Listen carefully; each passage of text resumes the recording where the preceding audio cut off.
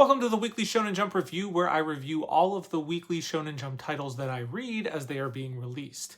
As a reminder of my format, I will start with a quick summary of the chapter, then give my overall thoughts of the chapter, and then at the end I will rank all of the chapters as if I am turning in the surveys. As I will be discussing the most recent chapters, there will be spoilers. You have been warned. Akane and Kaisen meet up after his performance to strategize on what to do for the Ishokai, and they also discuss how similar that they actually are. However, this fun atmosphere turns as they start discussing Shiguma's art, and battle lines are drawn as Shiguma-sensei and Isho's styles are made manifest inside of Akane and Kaisen, the apprentices who each have a love for their own master. They agree to do the same story, but each in their own style, but it must be the God of Death story. Meanwhile, Akane is getting pocket texts from Shomei saying that it is time for her to begin her training on the God of Death story. I love the art depicting the God of Death world and can't wait to see the wrinkle that the author will put to show the two contrasting styles. It's pretty crazy that those who are the most similar to us can become our biggest enemies, but I guess that's exactly what the Joker tells the Batman. The Kizashi race continues, and one of his personas, who is Speedy, catches up to the boat first, but instead of finding his target, finds Gokuraku's fist. Gokuraku auras the magic until all of his 10 lives are spent. Then he straight up eats him. What a crazy dude. And yet, I love this psycho. I don't think that the clones stand much of a chance, but maybe some of the other personas will fare better. I'm hoping for a Desukares chapter next week. I don't feel as strongly about the Inzaghi as I have with some of the previous magics, so seeing him getting beaten to a pulp is just not as satisfying as it could be. Sakamoto is back, and he spends the chapter absolutely destroying Torres. Only in Sakamoto Days will you see a fist fight in a photo booth shot in pretty mode and crane game prizes used as projectiles. Sakamoto also reveals the true reason why he is fat, which is, of course, domestic bliss. Absolutely classic Sakamoto Days chapter. I just love the creative and nonsensical ways that the environment is used during the fights. Also, Hana and Aoi's reaction to their superhuman of a dad blasting assassins through the wall is at the same time cute, funny, and terrifying. Yura's remote body possession is complete, and the super-duper sword master Akamura is on the scene to Aura Farm, including changing into traditional Japanese attire. But that is not all. He is also unsheathing the Shin-Uchi for the first time, and we see some of the terrible otherworldly power that it possesses. The art in this chapter is super chilling as literal buildings start disintegrating before our eyes. I really enjoy where this story is at. It's dropping some really interesting story building while at the same time hitting just some of the best action you will see around.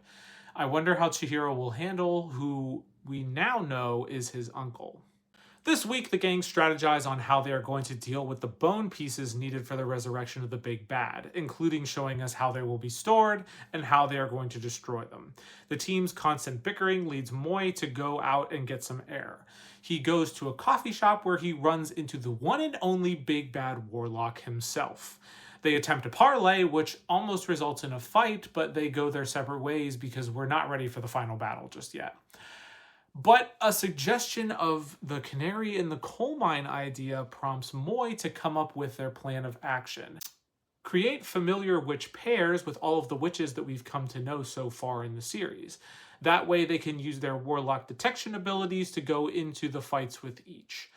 I'm really enjoying all of the plot that we're getting with Witch Watch. Turns out even a gag manga can have pretty good story when the author puts their mind to it. Kyo and Taiki's match continues, and Taiki is able to take the first set in a very close game, and we spend most of the chapter in a flashback to a previous tough time that Taiki went through, and get some scenes with Hina as well, who makes an appearance in the flashback. Be careful what you're doing with Hina here, Sensei. I don't want to see any funny business with lingering feelings. Taiki is with Chinatsu now, and that's best. This week, Otur decides to have his shonen cake and eat it too by both talking and fighting with his enemies to win. It turns out in this world, if you swing a magic sword hard enough, you can go into the memories of your opponent. We learned that he was used as magic materials until he turned the tables on his captor and took his name as his own. He then did some more war crimes, and Oter decides that Takno Jutsu is not going to work this time. He swings his sword better than his opponent, and then he wins. Then at the end, we get a cameo appearance by someone who looks like the biggest bad of the series. Oh no, did you guys hear that? It's the sound of the axe getting sharpened in the distance. I don't think that this series is trending in the right direction, unfortunately. I still remember what I said a few weeks ago, but it's not looking good, guys. It looks like One-san is getting blackmailed to try and capture Aoi, and that she isn't really a part of the big ninja family. She was just brought in as a child and knows that failure means certain death, not just for her, but maybe a sibling? It was kind of unclear. She asks Aoi out to buy presents for Yodaka to try to set her plan in motion. 3 ninjas attack Yodaka, who is on guard, and One-san takes Aoi to the drop point. The mooks were no match for Yodaka, and he swoops in to save One-san, but she shoots him in the back with her Ninpo to end the chapter.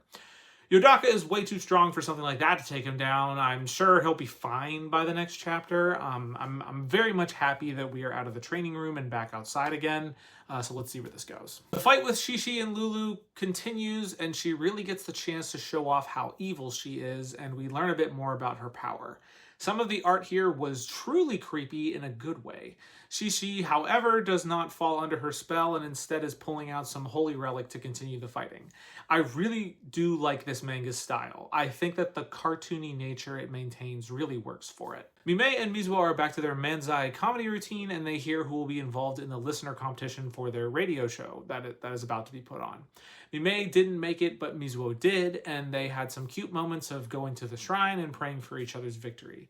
Also, the other listener girl shows up and asks for their contact information in the most awkward way possible. Another fun chapter this week. I'm curious as to what this competition will be like. Yuka is off to fight Dabura and is just straight up dying on the plane ride over. Are they trying to lose on purpose, or is no one aware of how bad she is? Wee Wee is now a scary old man, and Yuka gets airdropped onto the scene, and oh, okay, all right, I understand now. She's doing the Maharaga summoning as a suicide attack. Got it. Dabura then shows off a scary light attack and his other technique, which is so scary and spooky that it is censored even from the author's own mind. But I guess it means he can kill really good. Maharaga looks like he's getting destroyed, but we'll see how this battle commences. Osoegawa and the heroine have showed up to a museum to try to go after mages when they are attacked by 3 rando mages who are after some hidden special gems. They take Osoegawa to their lair after they're beaten and show off the big boss, who is the most generic, mustache-twirling, predictable bad guy you can think of. There's some action that happens from there, and I guess a fight will go down next chapter. The art is getting rough again, and not only the action, but even faces are just feeling rough. Another series that is definitely trending the wrong way, unfortunately. Kana is back again this week with another hard charge, this time going through the sister, but Iomori is the one that goes out of his way to initiate contact in this chapter. The sister learns what Kana did in the previous chapters from Kana and tries to get her to abort, but Kana wants to respect Iomori's feelings. And then they actually talk about everything and are honest and don't hide anything? Hold the phone. Wait a minute. Where's all the normal rom-com bullcrap? This is actually good. Kana has kind of lost, but not really. She decides being in the competition is more important than winning at this point. You know, I actually kind of liked Kana more after this. Good job, Sensei. The hero girl wants to level up at home because it's embarrassing to level up at school. Apparently, she gets... I didn't even mention this. I didn't even mention this. I just realized the reason why it's embarrassing to level up at school that I didn't put down is that when she levels up, it actually physically makes a noise in the air that everyone can hear. which would be embarrassing.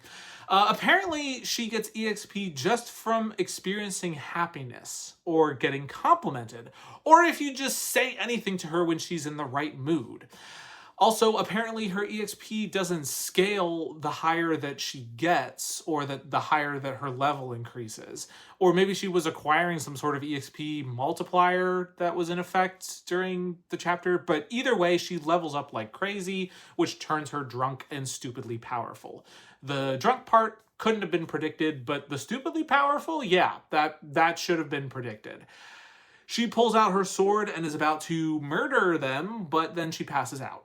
Again, the hit rate for the jokes is just not high enough. There are some funny moments, which is enough to keep reading it for now, but it's not doing enough for me to really like it. Ladies and gentlemen, here we have the first official drop of my time doing the weekly Shonen Jump review. I decided last week to give this series one more week. I gave it that, and in my opinion, it was not enough for me to not drop the series. This will also be the first opportunity for me to give a retrospective of a series, which is something that I want to do anytime either a series is that I drop or it is canceled. So why did I drop Gonron Egg? First off, I want to say that it was predisposed to not have a long runtime of reading with me personally, just given its content. Just for full disclosure, I'm not a big fan of series that have an overly dark or cynical tone, and the grim setting of this one just wasn't compelling enough to overcome those feelings. This does not mean, however, that I dislike dark stories. In fact, my Jump Plus Spotlight I will do later is exactly an example of that.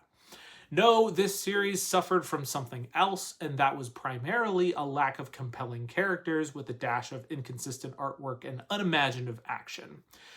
There were no characters ultimately that I cared about in this story. The main character was just not compelling at all, and often comes across as just this overpowered character. The egg similarly just didn't have any life to me. I mean, I know it's hard to have an expressive egg, but I don't feel compelled by either of their journeys or their desires. It's okay to have simple motivations, but not if it's supposed to be the main thing pulling you into a series. And there are no other characters really besides those two at all, because everybody else either dies or doesn't show up again within the 8 chapters that I read. I've mentioned it previously as well, but the artwork, specifically the contrast between how the characters are drawn and the backgrounds, is jarring to say the least. Often they don't look like they even belong where they are. And the designs for the main character and the villains are just overly complicated and difficult to make heads or tails of as you read. In this chapter, the main character levels up into a new form, but I didn't really feel anything because I couldn't even visualize what his normal form was supposed to be before the power-up. Then the villains are just, well, pretty one-note.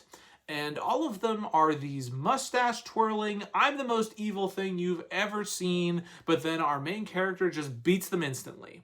Within one chapter, with no difficulties or challenges or, well, growth at all.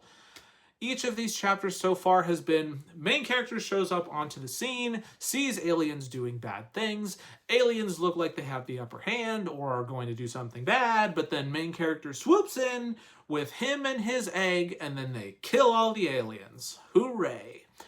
Yeah, it's not for me, guys. Also, I can hear the axe being sharpened for it generally. I would not be surprised if this series would not survive if it doesn't find a way to turn it around. Anyway, those were the chapters that I read this week. I am skipping the chapters that I skipped again this week, as I once again made no progress with rereading anything.